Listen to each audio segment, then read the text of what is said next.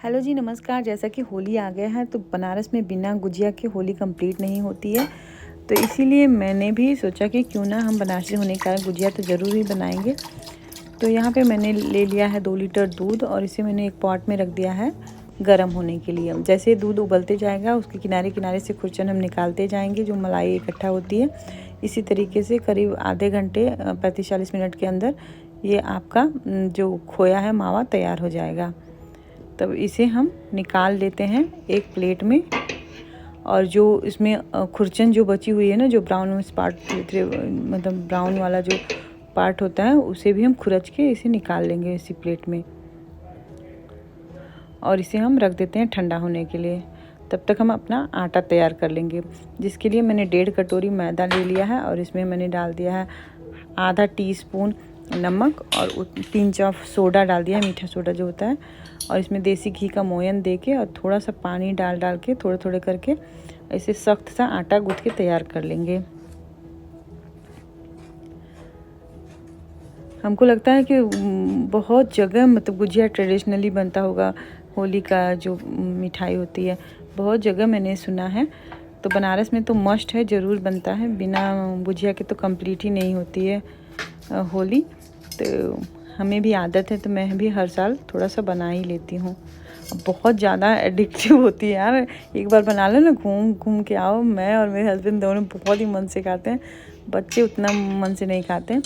अब यहाँ पे मैंने आटा गूँथ के तैयार कर लिया है, उसे ढक के रख दिया है। अब हम कुछ ड्राई फ्रूट्स भून के निकाल लेंगे, जिसमें काजू बादाम और किशमिश ही डाला है मैंने।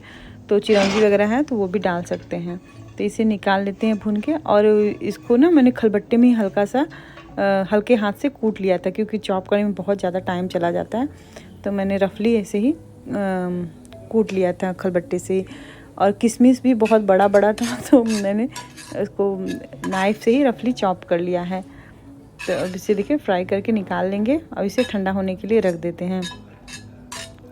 अब इसी में हम डाल देंगे 3 से 4 चम्मच खसखस, यानी पॉपी सीड जो होती है, तो उसको भी डाल देंगे।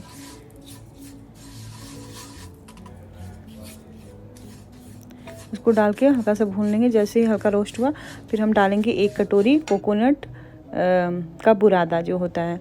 तो आप फ्रेश कोकोनट का भी घिस के भी डाल सकते हैं, या फिर जो ड्राई वाला होता है उसको भी छोटे छोटे टुकड़ों में डाल सकते हैं। कोकोनट का फ्लेवर इसमें बहुत अच्छा आता है, तो किसी भी तरीके से आप इसे यूज़ कर सकते हैं। तो मेरे पास इसे घिसा हुआ रखा हुआ था, तो मैंने कहा इसी को डाल दें। तो इसे हल्के आंच पे एकदम कोकोनट की अच्छे से खुशबू आने तक इसे हम भून लेंगे। और फिर से निकाल लेते हैं एक परात में, और जो हमने मावा सब तैयार किया था उसे भी इसी में डाल देंगे।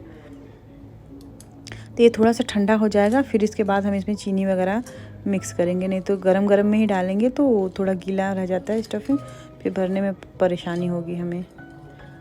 तो थोड़ा सा और ठंडा हो जाए तो फिर हम इसमें चीनी वगैरह ऐड करेंगे।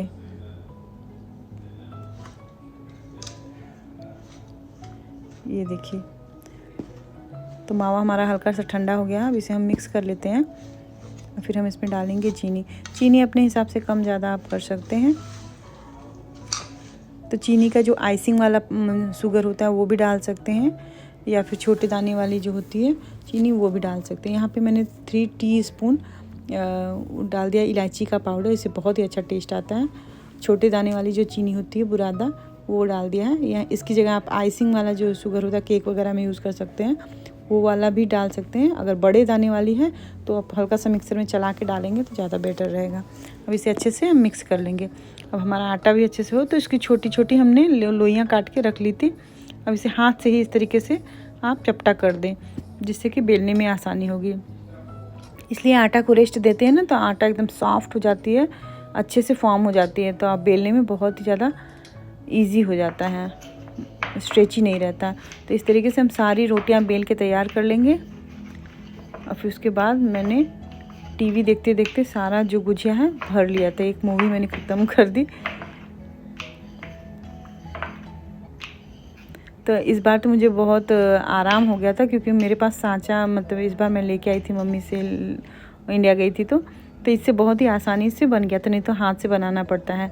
तो हाथ से भी मैं आपको बता देती हूँ किस तरीके से आप बना सकते हैं। रोटी जो बेले हैं हम पूरी, उसमें थोड़ा सा स्टफिंग डाल के इस तरीके से आप सील कर दीजिए। और फिर मैंने फोक से इसे सील करके हल्का सा डिज़ाइन आप डम्पलिंग की जैसे बनाते हैं उस तरीके से भी आप बना सकते हो। तो हम तो बस फ्राई करके ही बनाते हैं। अगर आप जो सिरप में डुबो के बहुत लोग वैसे पसंद करते हैं तो उस तरीके से भी बना सकते हो, बट हमारे यहाँ ट्रेडिशनली ऐसे ही बनता है बिना सिरप वाला। आप चाहो तो उसे सिरप के साथ भी बना सकते हो। तो सिरप वाला बनाएं तो उसमें स्टफिंग में चीनी ना डालें, खोआ में हल्का सा डाल सकते हैं और फिर इसे चीनी का सिरप बना के आप उसमें डुबो सकते हैं। बट हमारे यहाँ ऐसे ही बनता है तो मैं ऐसे ही बनाती हूँ। अब यहाँ पे देखिए इस तरीके से सांचे से बहुत ही आसानी से बन जाती है। उसमें 1 चम्मच भर भर के खूब मसाले डालें जिससे कि ये खाने में आसानी रहे और मतलब खाने में अच्छा लगे। और एकदम भरा भरा रहता है ना तो अच्छा लगता है खाने में, नहीं तो एकदम खाली रहता है तो पोपला जैसा एकदम अच्छा नहीं लगता। इस तरीके से एकदम टाइट टाइट हमने भर के तैयार कर लिया है। और ये देखिए हमारा गुजिया बन के तैयार हो गया है। इसे फ्राई करने के लिए तेल गरम करेंगे। तेल बहुत ज़्यादा गरम नहीं होना चाहिए, मीडियम गरम होना चाहिए। और इसे हम फ्राई करके निकाल लेते हैं। कलर भी बहुत ज़्यादा डार्क ना करें, तो हल्का लाइट कलर ही रखेंगे, हल्का गोल्डन कलर। और इसे हम फ्राई करके निकाल लेंगे। और किस किस के यहाँ ट्रेडिशनली बनती है होली पे ये गुजिया, कमेंट में ज़रूर बताइएगा, मुझे बहुत अच्छा लगेगा। हमारे बनारस में बिना गुजिया और बिना ठंडाई के तो होली कंप्लीट नहीं होती है, तो ज़रूर बनती है। तो इसीलिए मुझे भी आदत है बचपन से गुजिया खाने की होली पे, तो मैं भी बना लेती हूँ, बट इतना ज़्यादा नहीं बनाती हूँ हर बार यहाँ पे, क्योंकि हमारे यहाँ जो इंडियंस हैं उसकी हमारी होली पार्टी है नेक्स्ट वीकेंड, तो उसमें कुछ ना कुछ पॉटलक पार्टी है, तो कुछ ना कुछ सबको लेके जाना है। तो जिसमें मैंने अग्री किया था कि मैं गुजिया और ठंडाई लेके आऊँगी, जो ट्रेडिशनल ड्रिंक है बनारस की और ट्रेडिशनल स्वीट। तो इसीलिए मैंने ज़्यादा बना लिया है कि वहाँ पे भी लेके जाना है। 10 से 15 फैमिली है तो उस हिसाब से लेके जाना है। और इस तरीके से हम यहाँ पे दूर देश में अपना होली, दिवाली, कोई भी त्यौहार मनाते हैं। आप लोग को भी होली की बहुत बहुत बधाइयाँ हो। खूब अच्छे से होली मनाइएगा, खूब अच्छे से कलर खेलिएगा, प्यार मोहब्बत से रहिएगा, गिले शिकवे दूर करके सबको गले लगाइए। बहुत ही प्यारा त्यौहार है, मुझे बहुत ज़्यादा पसंद है। दिवाली से भी ज़्यादा मुझे होली पसंद है, पता नहीं क्यों, बचपन से ही।